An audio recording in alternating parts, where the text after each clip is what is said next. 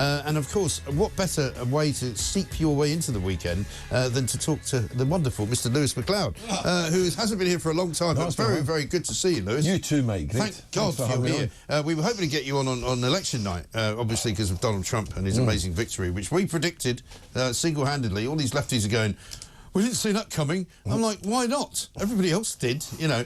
But I want to talk to you first of all about Keir Starmer, because last time I saw you, I think, he wasn't even Prime Minister. I think it's been that long ago. And I wonder whether you've had a chance to kind of, you know, practice doing Keir Starmer. I've got that sort of, it's in that area there, but yeah, I just... It's a kind of... I'll play you an actual clip. I like you. You don't have to say any words. It's like Zippy from Rainbow. He is. Well, have a listen to this. Today? Have a listen to this. This is him yesterday, because they've apparently caught some guy, right, who's a Turkish man, who they think is the criminal mastermind behind the smuggling of the people on the small boats. Oh, really? I'm pretty sure that's probably not the case. But have a listen to what he had to say. To smash the people smuggling gangs.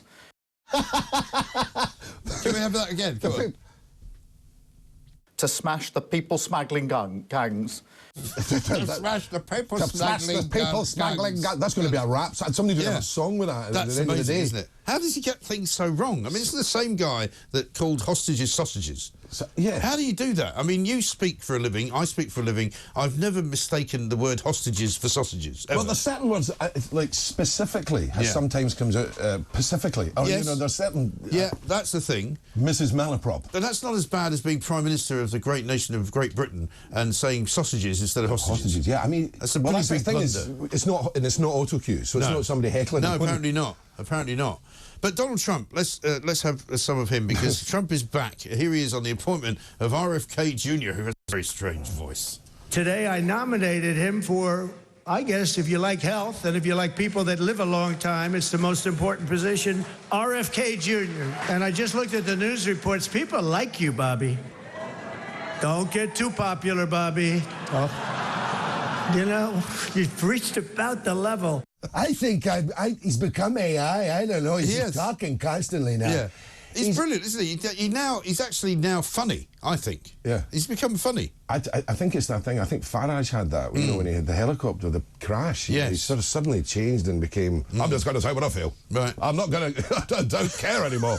He's just, you know, well, you know, I got the ear, you know, it's the triptych. Yeah. People tell me. He does that a lot now as well. People tell me, you know, I got great advisors. They're talking to me. Well, my ear's just doing things now. Elon's given me an implant. Elon Musk in charge of government efficiency. Government. I like health. It's great. Yeah. If you like health. I like health. It's great. I've got the best ears in the world. They're bulletproof. You know. These ears are funny, aren't they? Because his ear didn't appear to suffer any kind of damage. No. He said it grew back.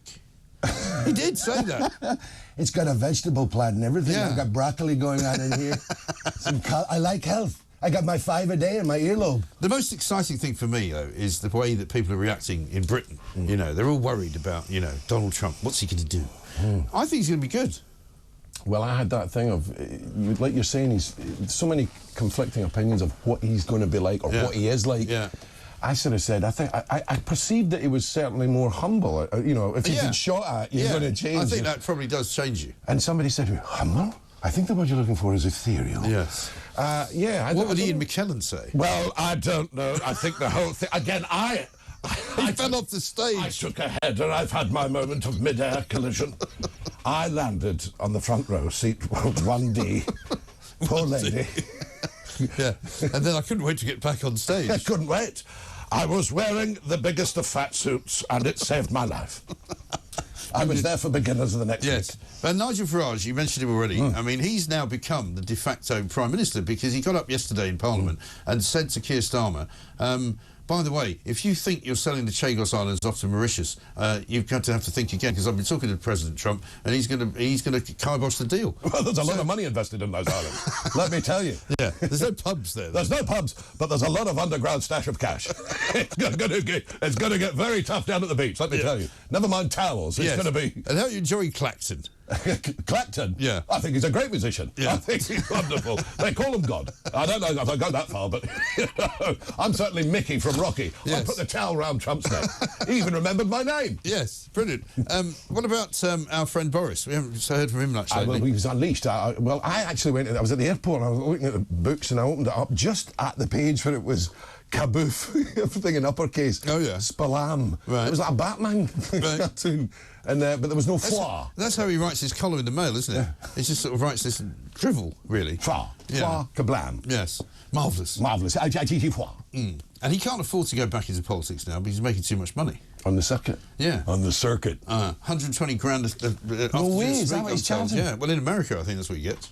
Good grief. I know. Why would you bother? Well, the doing thing anything is, else? Trump will say, "But there'll be no tax on tips." No, none of that. See if you can. I don't know if you have tried doing RFK Jr. Have a look at this because he's got some kind of problem with his voice, hasn't he? Yeah, well, it's... I started working on this issue 19 years ago. And for 19 years, I have got every morning, without one exception, I have said a prayer to God to put me in a position where I could end the chronic disease epidemic. And on August 23rd of this year, God sent me Donald J. Trump.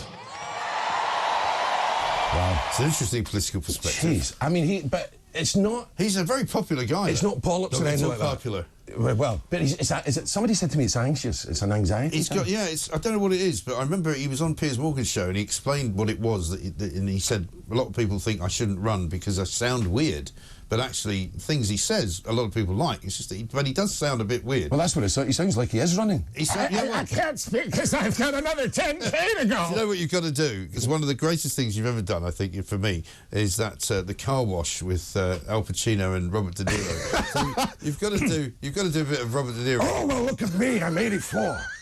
You know, you.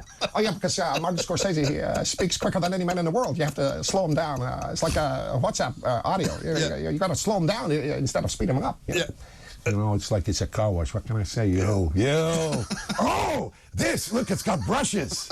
I'm 84. It's amazing. But De Niro presumably is now going to have to leave the country. Didn't he say because he hates Trump, right? Oh, I can't stand him.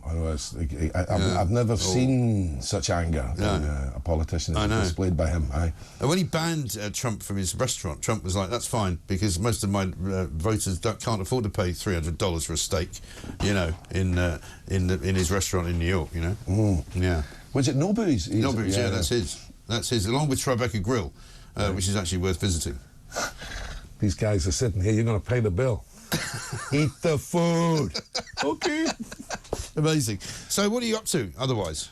Well, we've just got Dead Ringers. We've got one more week to go in Dead Ringers. Live at the... Well, it's recorded now. They film it now. So there's great little clips that they can put up on socials. Yeah. Oh, you should have brought one in. Well, we could have played it. Oh, right. Well, they're working on this one. So it goes out tonight, 6:30. Okay. I'm not allowed to advertise other stations. Well, you can. Oh, can we? Right, 6:30 Radio 4. Okay. Dead Ringers. And it's one more week to go, and then that's us for Christmas.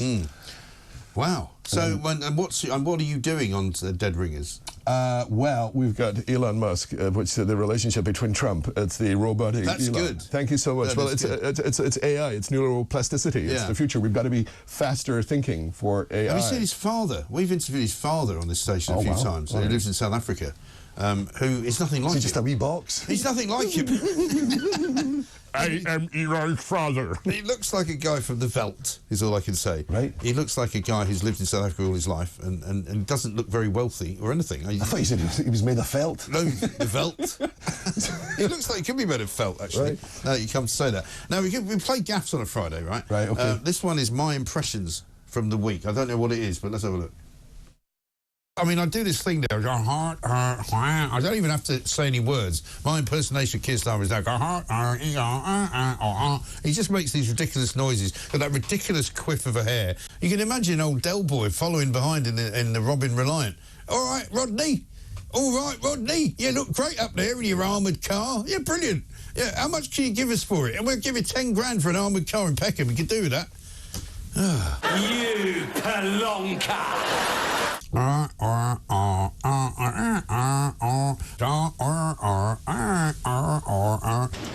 good. That's the horn on the Jeep, isn't it?